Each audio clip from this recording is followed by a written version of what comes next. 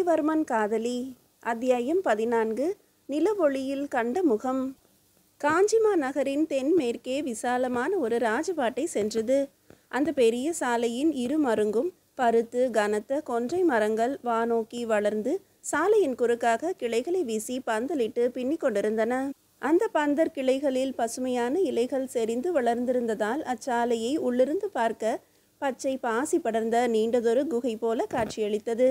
இப்படி பந்தல் போல கூடாரமிட்டிருந்த கொன்றைகளின் சில பரப்பில் சிவப்பு சீலையை நெடுக விரித்தார் போல செந்நிற மலர்கள் மண்டி அடர்ந்து மலர்ந்திருந்தன. எனவே அச்சாலையின் உட்புறம் பச்சை வர்ணம் பூசப்பட்டிருப்பது போலவும் மேல் வெளிப்புறம் சிவப்பு சாயம் பூசப்பட்டிருப்பது போலவும் தோன்றியது. செம்பருதி மேற்கு வானில் சாய்ந்து கொண்டிருக்கும் இந்த நேரத்தில் அந்த சாலை பன்மடங்கு சோபிதத்துடன் விளங்கியது. கொன்றை மரக்கிளை பந்தலின் சிறு சிறு இடுக்குகளின் ஊடே மாலை கதிரவனின் பொன்னொளி ஊடுருவி புகுந்து நிழல் படிந்த செம்மண் சாலையில் திட்டு திட்டாக தெரித்திருந்தது. அப்படி அந்த சாலை எங்கும் தெரித்து கிடந்த ஒளி துளிகளை தொலைவிலிருந்து பார்க்கும்போது யாரோ கண் தெரியாத கொடைவள்ளல் தன்னிடம் இருந்த தங்க காசுகளை எல்லாம் வாரி தாறுமாறாக இறைத்து விட்டிருப்பது போல தோன்றியது. அந்த ஒளி தங்க காசுகள் இறைந்து கிடக்கும் ராஜசாலையின் தொலை தூரத்தில் கபில நிற குதிரை ஒன்று கனவேகமாக பாய்ந்து வந்து கொண்டிருந்தது. சந்தடியற்று வெறிச்சோடி கிடந்த அந்த சாலையில் ஒற்றை குதிரையாக அது ஓடி வந்த ஒலி மத்திம காலத்தில் முழக்கும் மத்தள ஒளி போல கேட்டது. அம்பென பாய்ந்து வந்த அந்த குதிரையின் மீது ஆரோகணித்திருப்பது யார்? பல்லவ மன்னன் நந்திவர்மன் தான். ஆவேச கதியில் அக்குதிரையை செலுத்தி வந்து கொண்டிருந்தான். அக்கள நிம்மதி மனம் அதிர கவிஞர் பெருந்தேவனார் வியப்பால் வாயடைத்து போக வாலிவடுகர் இதயம் இடிந்து கற்சிலையாக சமைய நந்திவர்மன் தன் திருமணத்தை ஓராண்டு காலத்துக்கு பின் தள்ளி போட்டு விடும்படி சொல்லிவிட்டு வெளியேறினான் அல்லவா?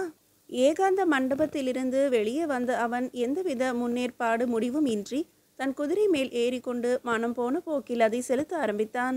மன்னரின் மனநிலையை உணர்ந்து கொண்ட அந்த குதிரை தன் இச்சைப்படி ஓட தலைப்பட்டது. நந்தியும் அதன் இஷ்டப்படி விட்டுவிட்டான். தறிகெட்டு ஓடும் தன் மன குதிரையை கட்டுப்படுத்த முடியாமல் இருந்த அவனால் இந்த குதிரையின் தன் இஷ்ட பாய்ச்சலை எவ்வாறு தன்வயப்படுத்த இயலும்? 6 சதுரக்கல் சுற்றளவான காஞ்சி நகரை கடந்து தென்மேற்கு திசையில் செல்லும் இந்த ராஜபாட்டையில் திரும்பி வாயு வேகம் மனோவேகமாக பறந்து கொண்டிருந்தது அந்த குதிரை. காஞ்சியிலிருந்து 3 கல்லுக்கு அப்பால் உள்ள குரங்கனின் முட்டம் எனும் ஊரை நெருங்கி கொண்டிருந்தான் நந்திவர்மன். அந்த ஊரின் பக்கம் அவன் அடிக்கடி வருவது வழக்கம்தான். இதற்கு பல காரணங்கள் உண்டு. குரங்கனி முட்டத்திலிருந்து சுமார் 4 கலப்பை தூரத்திற்கு அப்பால் பல்லவபுரம் என்று ஒரு ஊர் இருக்கிறது. அந்த ஊரில் பல்லவ அரச குடும்பத்தினர் சிலர் வாழ்ந்து வந்தனர். பின் குறிப்பு: செங்கற்பட்டு மாவட்டத்தில் உள்ள ஒரு பல்லவபுரத்திலும் திருச்சி மாவட்டத்தில் உள்ள ஒரு பல்லவபுரத்திலும் கூட பல்லவ அரச குடும்பத்தினர் வாழ்ந்ததாக சரித்திரம் கூறுகிறது. அந்த அரச குடும்பத்தினர்களை பார்ப்பதற்காக மன்னன் நந்திவர்மன் அவ்வூருக்கு அடிக்கடி வருவான். ஆனால் கடந்த சில மாதங்களாக அவன் அவ்வூர் பக்கமே திரும்புவதில்லை. ஏனென்றால் பல்லவ நாட்டின் மத்திய சிறை கோட்டம் அந்த பல்லவபுரத்தில்தான் இருந்தது. அந்த சிறை கோட்டத்தில்தான் நந்திவர்மனின் மூத்த அன்னையான வகுலாதேவி சிறை வைக்கப்பட்டிருந்தாள். பல்லவபுரத்திலிருந்து சுமார் 10 நிவர்த்தனம் தொலைவிலே கனிக்கிழுப்பை எனும் ஒரு சிற்றூர் இருந்தது. அந்த ஊரில் பல்லவர்களின் நிமித்திகர்கள் வாழ்ந்து வந்தனர். அவ்வூருக்கு தெற்கே சுமார் 7 பட்டிகா தொலைவிலே தூசி என்றொரு ஊர் இருந்தது. அந்த ஊரில்தான் பல்லவ நாட்டின் தூசி படைகள் இருந்து வந்தன. அவ்வூருக்கு அப்பால் மாமண்டூர் என்றொரு பெரிய ஊரும் இருந்தது. அந்த ஊரில் பல்லவரின் யானை படைகளும் குதிரை படைகளும் இருந்தன. எனவே இவையெல்லாம் அங்கே இருந்த காரணத்தினால் நந்திவர்மன் அந்த பக்கம் அடிக்கடி வர வேண்டியவன் ஆனான். ஆனால் இன்றோ பல்லவபுர சிறை கோட்டத்தையா காண வருகிறான்? அல்லது குரங்கனி முற்றத்தில் உள்ள அழகிய புத்த விகாரில் தங்கி சாந்தி பெற வருகிறானா? அல்லது கனி கிழுப்பையில் உள்ள தன் நிமித்திகர்களுடன் ஏதேனும் முக்கிய விஷயமாக கலந்து ஆலோசிக்க வருகிறானா? அல்லது தெள்ளாற்றிலிருந்து திரும்பி வந்து தூசியிலும் மாமண்டூரிலும் தங்கி இருக்கும் தன் படைகளை பார்வையிட வருகிறானா? குரங்கனின் முட்டத்தை நெருங்கிய நந்தியின் குதிரை அவ்வூரை தாண்டி அதற்கு அப்பால் பல்லவபுரத்தையும் கடந்து பின்னர் கனி கிழுப்பை தூசி முதலான ஊர்களையும் பின்னுக்கு தள்ளி மாமண்டூரை நோக்கி ஓடிக்கொண்டிருந்தது. மாமண்டூரின் ஒரு பகுதிக்கு மகேந்திரமங்கலம் என்று பெயர். இந்த மகேந்திரமங்கலத்தில் இருந்து சுமார் 20 பாடகம் தூரத்துக்கு அப்பால் சித்திரமேக தடாகம் எனும் சிறிய ஏரி இருந்தது. இளைப்பு களைப்பின்றி ஓடி வந்த நந்திவர்மனின் குதிரை திடீரென்று ஏதோ நினைத்து கொண்டது போல தன் வேகத்தை குறைத்து சடார் என்று திரும்பி அந்த ஏரிக்கரையின் அருகே போய் நின்றுவிட்டது. வெண்ணுரைகள் கொப்பளிக்க குதிரை நின்ற பின்னும் நந்திவர்மன் தன் சுய நினைவு வராமல் அதன் மேலேயே அமர்ந்திருந்தான். அந்த அறிவுள்ள குதிரை கால்களை பின்னுக்கு சரித்து உதறி பருத்த உடலை குலுக்கி பெருத்த குரலெடுத்து கனைத்து தன் மன்னனை உசுப்பி கீழே இறக்க முயற்சித்தது. பிறகுதான் நந்திவர்மன் சுய நினைவு வரப்பெற்றான். தடால் என கீழே இறங்கினான். நீர் பருக அங்கிருந்து மெல்ல அசைந்து சென்றது குதிரை. நிதானமாக நின்று சுற்றிலும் திரும்பி பார்த்தான் நந்திவர்மன். தான் வந்திருக்கும் இடம் எதுவென்று இப்போதுதான் அவனுக்கு தெரிந்தது. மாலை மங்கி மதியொளி விரியும் நேரம். சித்திரமேக தடாக கரையின் தென் திசையில் உயரமாக புதைந்திருந்த ஒரு பெரிய பாறை குன்றை குடைந்து 2 கோயில்கள் சமைக்கப்பட்டிருந்தன. வலது புறத்தில் இருந்தது திருமால் கோயிலாகவும் இடது புறத்தில் இருந்தது சிவன் கோயிலாகவும் அமைந்திருந்தது. அந்த குகை கோயில்களின் வெளி மண்டபத்தில் போய் சற்று உட்காரலாம் என்று நினைத்தான் நந்திவர்மன். ஆனால் அவன் உள் மனம் அதை விரும்பவில்லை. ஏரியின் வட திசையிலிருந்த ஒரு சிறிய அத்தி மரத்தின் அடியில் போய் அமர்ந்தான். நீர் அருந்திவிட்டு கரையேறிய குதிரை மெல்ல வந்து சற்று தொலைவில் நின்று அங்கே பச்சை பசேல் என்று வளர்ந்திருந்த வாசனை பொருட்களை ஆவலுடன் மேய ஆரம்பித்தது. உள்ளமும் உடலும் வெகுவாக சோர்ந்திருந்த நந்திவர்மன் தன்னை மறந்து ஆத்தி மரத்தின் அடியில் அப்படியே சாய்ந்து கொண்டான். தடாகத்தின் தெள்ளிய நீரில் இறால், மலங்கு, வாளை, வரால், சேல், கிளிறு, கயல் முதலான மீன்கள் பளிச் பளிச்சென்று எகிரி துள்ளி பாய்ந்து நீந்தி கொண்டிருந்ததால் எங்கும் கொப்புள சுழிப்புகள் ஏற்பட்ட வண்ணமாகவே இருந்தன. இந்த இனிய காட்சியை கூட கண்டு ரசிக்க முடியாத கசந்த மனநிலையில் இருந்த மன்னன் தன் கண் இமைகளை லேசாக மூடினான். அப்படி மூடிய மாத்திரத்தில் அவ்விழிகளின் உள்ளே அபாக்கிருத சௌந்தரிய வடிவான 2 பெண்களின் உருவங்கள் தோன்றி நிலைத்து நின்றன. இவ்வளவு நேரம் இந்த எழிலார்ந்த அணங்குகள் எங்கே இருந்தார்கள்? இப்போது திடீரென அவன் விழிகளுக்குள்ளே எப்படி தோன்றினார்கள்? விடை கிடைத்துவிட்டது. இத்தனை நேரம் இந்த பெண்கள் அவனது இதய குகையில் புகுந்திருக்கிறார்கள். அங்கே அவர்கள் சும்மா இருக்கவில்லை. ஒருவரோடு ஒருவர் கடும் போர் புரிந்து கொண்டிருந்தார்கள். அந்த போரில் ஒருத்தி பலத்த தோல்வி அடைந்து விட்டாள். சோர்ந்து துவண்டு விழுந்து எழுந்தாள். அங்கமெல்லாம் ஏற்பட்ட வெட்டு காயங்களினால் பச்சை இரத்தம் பீரிட்டு வழிந்தது. ஆனாலும் அவள் போரிட்டு கொண்டே இருந்தாள். வெற்றி கை ஓங்கிய பெண் விண் அதிர சிரித்தாள். வன்மம் தெறிக்க வெறி சிரிப்பு சிரித்தாள். ஆனால் அவளும் சோர்ந்து விட்டாள். சோர்ந்த இருவரும் சேர்ந்து அவன் இதய குகையை விட்டு வெளியே வந்து விழி மேடையின் மீதேறி நின்றனர். யார் இந்த பெண்கள்? சந்தேகமே இல்லை. ஒருத்தி ராஷ்டிரகூட இளவரசி சங்கா. அவள் அழுது கொண்டிருந்தாள். மற்றொருத்தி வேடுவ பெண் போன்ற ஆதிசக்தி. அவள் வெற்றி சிரிப்பு சிரித்து கொண்டிருந்தாள். நந்திவர்மனின் உடல் லேசாக நடுங்கியது. மூடியிருந்த அவன் கண்களின் கடை கோடிகளிலிருந்து வெந்நீர் தாரைகள் வழிந்து கண்ண கதுப்புகளில் உருண்டன. தன்னை பார்த்து கதறி எழும் சங்காவையே அவன் உற்று பார்த்து கொண்டிருந்தான். கடந்து போன அந்த ஒரு சம்பவம் அவன் கண்முன்னே ஓடி வந்து நின்றது. குருகுக்கோட்டை போர் நடந்து முடிந்த சில தினங்களுக்கு பின் துங்கபத்ரை ஆற்றோரும் நந்திவர்மனும் வாலிவடுகரும் அமர்ந்து பேசி கொண்டிருந்த போது பல்லவ வீரன் ஒருவன் வந்து பாண்டிய படைகள் காஞ்சியை நோக்கி வருகின்றன என்று தெரிவித்தான் அல்லவா? உடனே நந்தியும் வடுகரும் குருகுக்கோட்டை அரண்மனைக்கு விரைந்தனர். அமோகவர்ஷனை சந்தித்து விவரங்கள் சொல்லி புறப்பட ஆயத்தமானான் நந்திவர்மன்.